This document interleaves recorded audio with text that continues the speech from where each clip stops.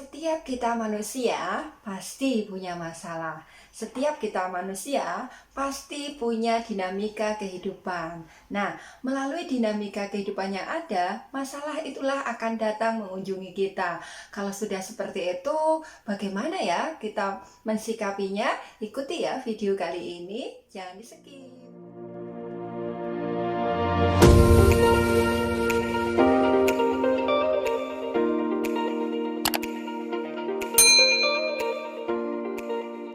Assalamualaikum warahmatullahi wabarakatuh. Setiap kehidupan pasti memiliki suatu masalah, karena masalah itu sudah pasti mendatangi kita sebagai manusia. Cuma persoalannya adalah apakah kita harus berfokus pada masalah itu sendiri, atau ada saatnya kita berfokus untuk mencari jalan solusi atau alternatif apa yang sekiranya bisa mengurai suatu masalah itu. Nah, pada kesempatan kali ini saya ingin berbagi pemikiran sekaligus tips kepada teman-teman tentang bagaimana ya kita mensikapi suatu problematika atau masalah yang kita hadapi di dalam kehidupan. Sejatinya masalah itu bukan masalah, tetapi hadirnya masalah harus kita ucapkan selamat datang masalah dan terima kasih, thank you masalah. Kenapa seperti itu? Langsung saja ya teman-teman. Yang pertama, ketika kita menghadapi masalah, yang pertama itu kita berfokus pada solusi. Nah, artinya begini teman-teman.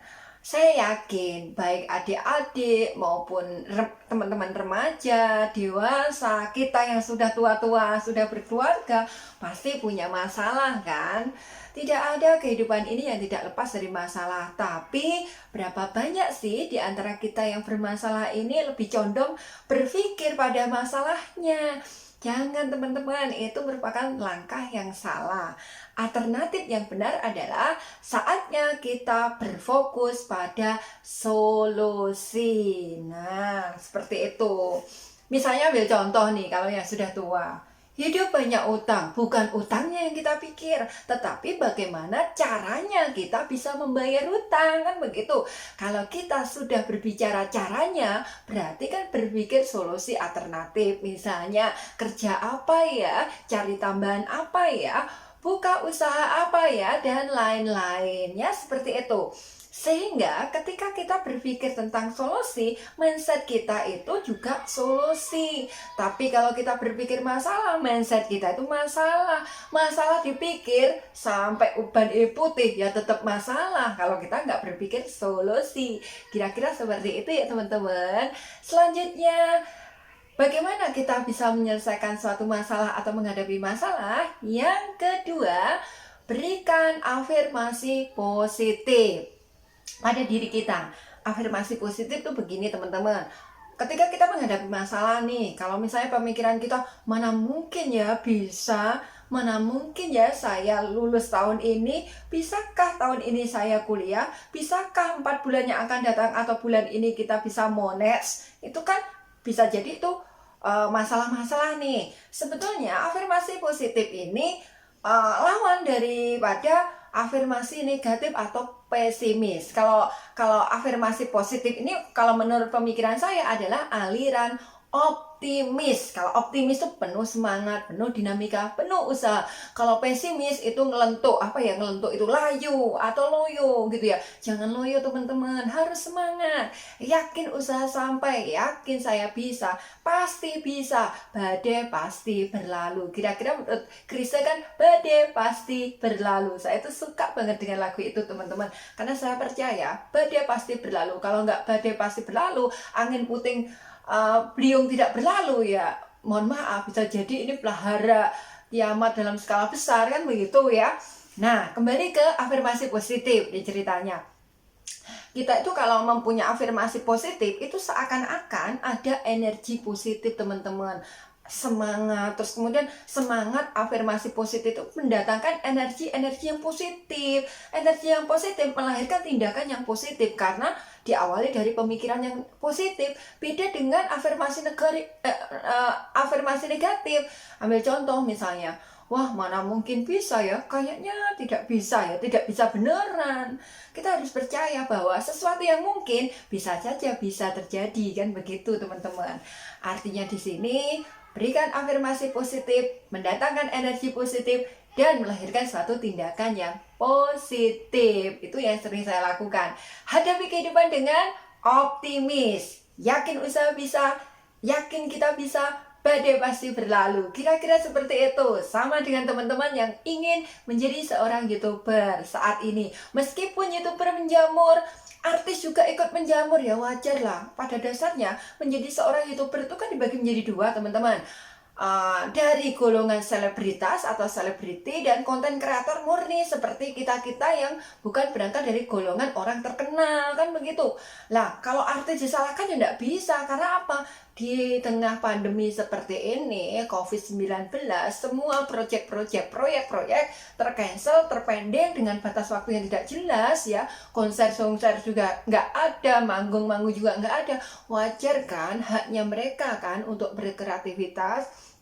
Apalagi di hari gini, apalagi plafon YouTube menjanjikan dolar, wajar semua orang-orang itu berlomba-lomba mengaktifkan diri di dunia per-YouTubean. Kalau mereka bisa, kenapa kita tidak? Haknya mereka. Saya jadi ingat omongannya Pak Andri Wongso yang mengatakan bahwa sukses adalah hak kita semua.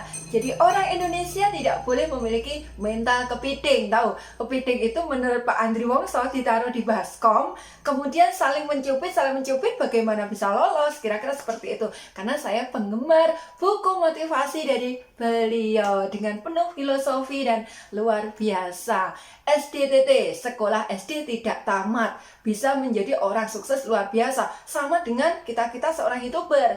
Sangat saya apresiasi untuk teman-teman, adik-adik, mbak-mbak, mas-mas, mbak bro, mas bro ya, untuk menjadi YouTuber. Tidak harus sekolah tinggi-tinggi, iya kan, seperti itu. Saya jadi ingat, ya itu tadi, statementnya Pak Andri Wongso yang sering beliau mengatakan SDTT, sekolah SD tidak tamat, tapi jadi pengusaha sukses. Nah itu kan perlu kita apresiasi. Banyak sekali sebetulnya, bukan tidak hanya Pak Andri Wongso, juga ada tokoh terkenal yang saya gemari juga, Bob Sadino. Nah ini beliau juga luar biasa, dari casingnya biasa, tapi pola pikirnya luar biasa. Arif, bijaksana, pengusaha sukses, tanpa gaya, tanpa pola, dan seterusnya. Sama kok, dua tokoh itu menurut saya sangat memberikan inspirasi dan motivasi luar biasa ya. Seperti itu. Nah, selanjutnya setelah afirmasi positif, bagaimana kita menyelesaikan satu masalah? Yang ketiga adalah mencetak kemandirian. Artinya begini, mengedepankan kemandirian atau mencetak kemandirian, teman-teman, maksud saya. Jadi ketika kita didatangi suatu masalah, sejatinya kita nggak bisa lari dari masalah. Mau tidak mau kita harus menghadapi masalah itu dengan happy, dengan bahagia, dengan senang. Pasti ada hikmah di balik masalah ini semua, teman-teman. Ambil contoh konkret misalnya.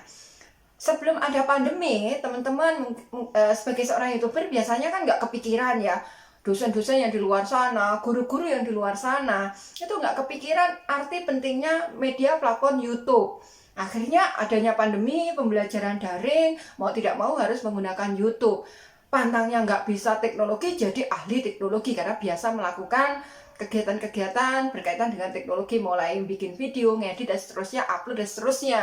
Nah, seperti itu kan teman-teman. Jadi tidak semua masalah itu mematikan kreativitas kita. Justru masalah itu pematik kita menjadi pribadi yang penuh potensial yang bisa kita kembangkan. Itu contohnya tadi ya. Ya, salah satunya guru, dosen, atau pengajar kalau saya katakan seperti itu. Kemudian masalah selanjutnya, misalnya kita dilahirkan dari keluarga yang sangat sederhana. Bersyukur loh teman-teman, kita dilahirkan dari keluarga yang sederhana, cukup alhamdulillah lah ya. Kemudian bersyukur juga dari teman-teman yang keluarga berada gitu, bersyukur karena apa? Di luar sana banyak orang-orang yang tidak sekaya, semampu orang tua yang teman-teman miliki di luar sana. Banyak sederhana, begitu juga yang sederhana, yang cukup. Jangan jadikan banyak alasan ya teman-teman. Ya terang aja orang tua seperti ini, saya begini, enggak ada seperti itu ya. Saya juga dari golongan orang yang amat sangat sederhana. Mungkin ibu saya juga bisa jadi melihat YouTube saya, karena saya dari kecil memang selalu dididik bapak seorang sopir ya, biasa. Ibu juga jualan sederhana. Dari kecil kelas 1 selalu dipatik. Kamu harus mandiri, kamu harus bisa, kamu harus pinter, kamu harus seperti ini, seperti itu, seperti ini, dan seterusnya. Banyak tuntutan. Saya pikir dulu tuntutan orang tua sebagai tekanan, tetapi di sininya justru menumbuhkan daya inisiatif, daya motivasi bagaimana kita bisa mandiri. Kira-kira seperti itu teman-teman. Jadi ada hikmahnya. Dari si kaya dan si miskin itu bukan untuk dibandingkan. Semua punya hikmah, semua memetik hasilnya sendiri-sendiri. Jadi kita nggak perlu dari si miskin ini mengeluh, si kaya merasa congkak, itu nggak usah, biasa saja. Itu hanya sesaat teman-teman. Yang paling membanggakan adalah kemandirian yang kita tumbuhkan, kemandirian yang kita peroleh dari berdikari di kaki kita sendiri, dari pemikiran dan pola pikir tindakan yang bisa kita lakukan. Biarkanlah orang tua melihat kita, membanggakan kita dari kemandirian kita. Jangan ganggu mereka dengan keluh kesah kita. Jadi saya sarankan seperti itu, terutama yang sudah berkeluarga ya. Syukur-syukur kuliah adik-adik semester 2 sudah bisa mengapresiasi cari uang sendiri. Jangan pernah berkeluh kesah, jangan pernah bersuara apapun dengan orang tua. Biarkan beliau berdua mengamati kita, bagi yang masih ada, bagi yang tidak, ya minta maaf kalau memang dulu pernah merasakan menyusahkan orang tua. Kalau saya aliran keras, saya tidak mau mengganggu orang tua selepas saya menikah, apapun itu bentuknya. Benar-benar setelah menikah, saya kuliah semester 2 saya berusaha mandiri, saya berusaha untuk bekerja menjadi penyiar radio, saya berusaha bekerja menjadi reporter, saya berusaha bekerja menjadi jurnalistis, saya berusaha untuk jualan, semuanya demi kemandirian. Dan itu tanpa disuruh, tanpa ada tekanan, karena saya sadar bahwa kehidupan ke depan tidak hanya cukup saya jawab dengan ijazah, tetapi dinamika itulah yang bisa menemani saya bisa tampil di atas rata-rata yang tidak mengandalkan sekedar ijazah. Makanya saya katakan tadi, saya sangat terapresiasi dengan Pak Andri Wongso, terapresiasi dengan almarhum Bob Sadino, karena beliau berdua merupakan orang yang berangkat dari nol, orang yang berangkat dari penuh kesederhanaan, penuh dengan dinamika, tapi bisa.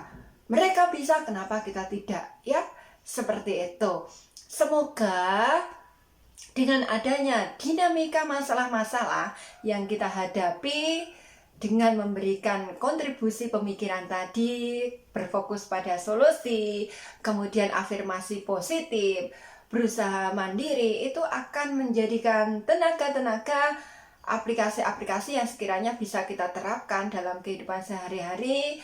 Semoga bisa memberikan manfaat buat kita semua, sehingga kita bisa mensikapi setiap masalah itu dengan kebahagiaan, dengan terima kasih hadirnya masalah sudah menjadikan diri ini menjadi pribadi yang kuat, pribadi yang mandiri, bisa berdinamika dengan kehidupan yang selayaknya dan semestinya menjadi tanggung jawab kita sendiri. Ya, seperti itu ya teman-teman. Jangan jera kalaupun terus ingin berkarya menjadi seorang YouTuber. Jangan jera beraktivitas apapun itu bentuknya. Dan jangan jera untuk melakukan pekerjaan-pekerjaan yang sekiranya bisa membesarkan kita semua. Seperti itu ya teman-teman. Terus semangat, hadapi hidup dengan bahagia, dengan senyum, dengan berpikir positif. Semoga dengan upaya-upaya yang kita lakukan, Tuhan selalu mengamini apa yang kita minta. Begitu dulu ya teman-teman. Sampai ketemu di video selanjutnya. Terima kasih atas perhatiannya. Wassalamualaikum warahmatullahi wabarakatuh.